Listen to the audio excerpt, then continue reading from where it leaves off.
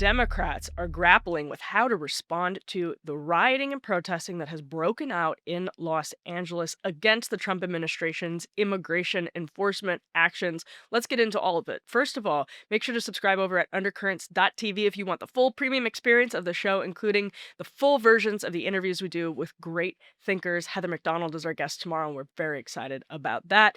Make sure to subscribe on YouTube and wherever you download your podcasts. But let's dive in. I want to first put up on the screen this post from Senator Bernie Sanders. Bernie Sanders had a pretty interesting reaction.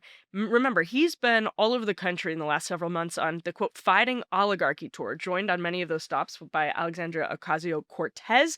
Bernie Sanders posted, Dr. King defeated racist government officials and ended segregation through disciplined, nonviolent resistance. Defeating Trumpism, oligarchy, and authoritarianism requires that same level of discipline. Violent protests are counterproductive and play right into Trump's playbook. Now, Hassan Piker quote tweeted that and said, you were literally there at the nonviolent protests that everyone considered to be violent and unpopular. So I have no idea what this statement does other than lean into the hysteria that gives Trump enough momentum to mobilize the Marines on U.S. soil illegally. Hassan Piker obviously is a very popular, progressive, far-left streamer. So someone who would normally be on the same page as Bernie Sanders. Indeed, he just interviewed Bernie Sanders at one of the Fighting Oligarchy tour stops. On the other side of the Democratic Party, although it wasn't always on the other side of the Democratic Party spectrum, we can go to a more moderate like John Fetterman, who posted on X with a picture of a man who is these absolutely iconic images that will be indelible in the American mind for many years to come, of a rider on top of a burning police car with the Mexican flag. Fetterman says, I unapologetically stand for free speech, peaceful demonstrations, and immigration. But this is not that. This is anarchy and true chaos. My party loses the moral high ground when we refuse to condemn setting cars on fire, destroying buildings, and assaulting law enforcement. Now, Fetterman, by the way, was elected as someone who is actually the Bernie wing really liked John Fetterman when he was elected until he broke with the party on Israel and then on immigration, because he was elected from the progressive wing of the party, someone who was pretty unapologetically economically progressive, but kind of was coded personally as someone who could, they believed, connect with the working class. We don't have to relitigate that debate here, but I do want to just break down what we read there through this lens of how Politico Playbook covered another high-profile Democrat, and that would be Gavin Newsom, obviously the Democratic governor of California.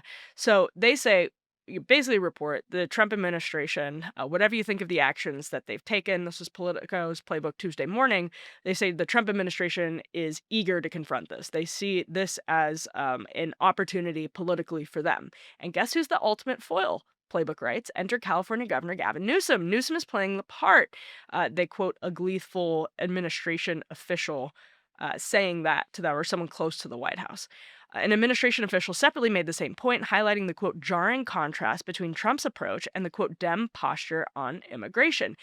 They claiming the party is, quote, fine with protesters burning the city down. Now, Playbook inserts their own editorial judgment here and says, obviously that's not the case.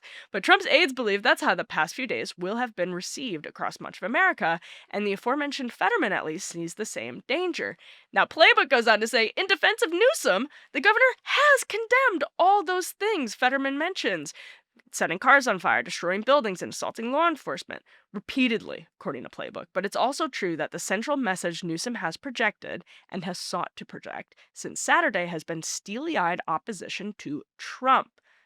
Okay, that's a really interesting argument editorially from the writers of Politico's Playbook to be making, saying that Newsom has been, on the one hand, condemning the things that John Fetterman says must be condemned, that the Democratic Party can't stand for, but on the other hand, has been projecting this message of opposition to the Trump administration. And I'll interject my own editorial position here because I don't purport to be anything other than an opinion journalist, unlike Playbook. But it's true that Gavin Newsom is kind of trying to have it both ways. And in fairness to him, the Trump administration has threatened to arrest him.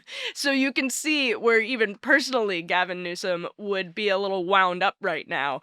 But man, the Democrats culturally aligning themselves with the protesters who, even if, as Hassan Piker says, compares this to the civil rights movement and says to Bernie Sanders, you were literally there at the nonviolent protests that everyone considered to be violent and unpopular.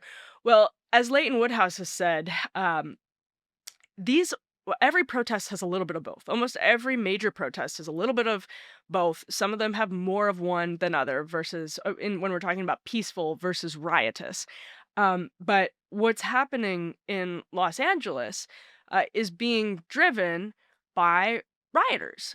There's obviously a significant riot component of this action that's happening in the streets of Los Angeles. So to deny it and say this is just peaceful protest that's being ruined by a few rioters, well, those rioters are playing a significant role in the Trump administration's reaction to all of this. The Trump administration didn't mobilize, and we can disagree on the extent of the Trump administration's mobilization. We can even disagree, as Bernie Sanders says in his post, with the Trump administration's uh, authoritarianism. That's to borrow his words: Trumpism, oligarchy, and authoritarianism.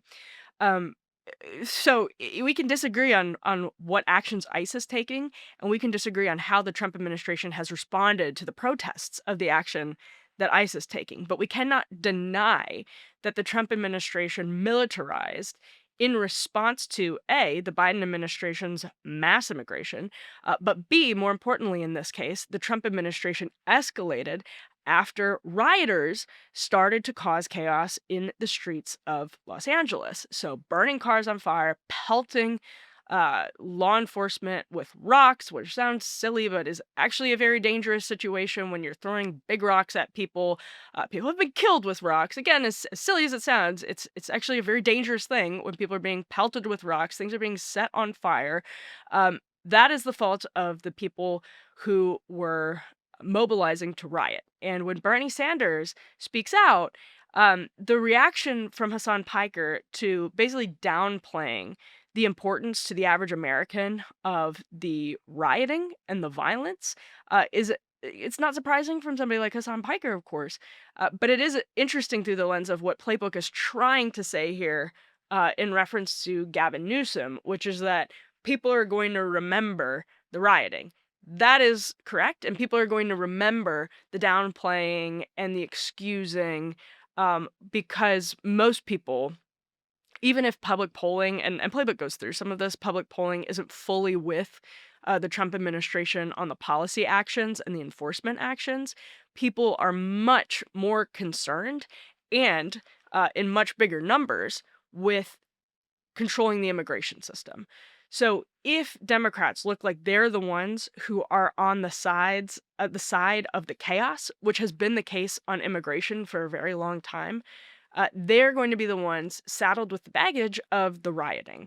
And people don't like that. They don't like that sense of unrest, and they will typically side with Bernie Sanders here when he says this requires disciplined, non-violent resistance. And Bernie Sanders isn't saying that to score culture war points. He's obviously saying that because he has a genuine concern here. So enter Ruy Teixeira, our friend. He's been on the show a couple of times, who wrote a piece called "The LA Riots Are a Trump Ad" in the Free Press on Monday. And I just want to cede the floor to Roy here, because in the lead of that story, he says, as the riots in Los Angeles rage on, one question keeps going through my brain. Have Democrats learned anything? The chaos in Southern California could have been designed in a lab to exploit Democratic weak spots, combining the issues of illegal immigration, crime, and public disorder. Yet their most visible response to the anti-deportation raids in Los Angeles has been to denounce President Trump for sending National Guard troops to quell the riots. The situation, they insist, is under control, or at least it was, was until Trump intervened. And I think what Roy just hit on is exactly what Playbook was trying to explain about Gavin Newsom, that he's condemning the violence, but he's putting a lot more effort. Like he went on MSNBC, brought them into his war room, and just tore into Trump the other night as all of this was happening. And so Roy just described the state of play for Democrats, I think, pretty well. The dominant message that they're projecting to the country very well, which is more anti-Trump than it is anti, let's say, rioters. And people see Trump as somebody who is maybe overstepping in his response, but he is responding to a problem that's more important to them than his response is. And that does make his response right. We could, that's a separate argument that we could have. But it does mean that people care more about Democrats failing to control the chaos than they do Donald Trump taking the steps to respond to Democrats failing to control the chaos. That sounds very meta. But if you're an average American, you're looking at the streets of Los Angeles, you're looking at people hoisting Mexican flags above burning cop cars, and you're blaming the Democrats more than you're blaming Republicans and Donald Trump for the chaos itself. You can go down an esoteric argument or into an esoteric line of argumentation about how this is actually all instigated by Trump's escalation via ICE, Immigrations and Customs Enforcement. But right now, I'm just telling you what the reality is for the average American. I think Roy is absolutely nailing how this is playing out for the American public. Even if polling shows that they don't agree with everything the Trump administration is dealing with, they're going to agree overall. This is going to animate people to support Donald Trump more than it is, and even as much as it is, animate people to oppose the Democrats. And that's the dynamic that I think gets lost in Washington a lot, is they'll see these polls coming in and say, people don't agree with Donald Trump's decision to send in the National Guard. This has been really bad for him. It's like, no, that's micro. The average American is seeing this macro. And the macro perspective is that there's chaos in the streets of Los Angeles, and the Democrats can only seem to want to talk in most passionate terms about Donald Trump. And so I think probably the best reaction is Bernie Sanders so far. That's like actually really in touch with where the American public is on this. Now, he could go even further and take his prior position on immigration, which is that it's not great for the working class, and that actually, there are working class people whose stores are being damaged, whose livelihoods are being damaged in all of this. And who this chaos is not good for, could go even further than that, of course. But I understand Roy's frustration. His Substack is called The Liberal Patriot, and he looks at this from the perspective of Democrats just had the 2024 election. They've had months now of digesting the outcome of that election, stewing on it, and trying to take a deep breath, reconsider their approach to particularly this issue: immigration, inflation, and I guess quote unquote wokeness. But immigration has weighed so heavily on the Democratic Party, and they've had lessons sort of put to them on a silver platter over and over again. I think what we're seeing over the last couple of days just speaks to something structural. Like, a lot of my friends on the left were disappointed when Democrats joined the Lake and Riley Act. And I think that's kind of an imperfect bill aimed at a very valuable cause, although it was a bill that probably improved on the status quo. But a lot of my friends on the left were disappointed to see so many Democrats line up, like a Ruben Gallego from Arizona, John Fetterman, and say that they supported that bill. Um, and this sort of saying that this is indicative of the Democrats going in a centrist direction. But I think on these cultural issues, there are structural impediments to Democrats actually tacking closer to the center on the cultural issues, and that's arguably the bigger albatross. I think politically Democrats would benefit themselves, even if I don't agree with it, by going further to the left on economic issues.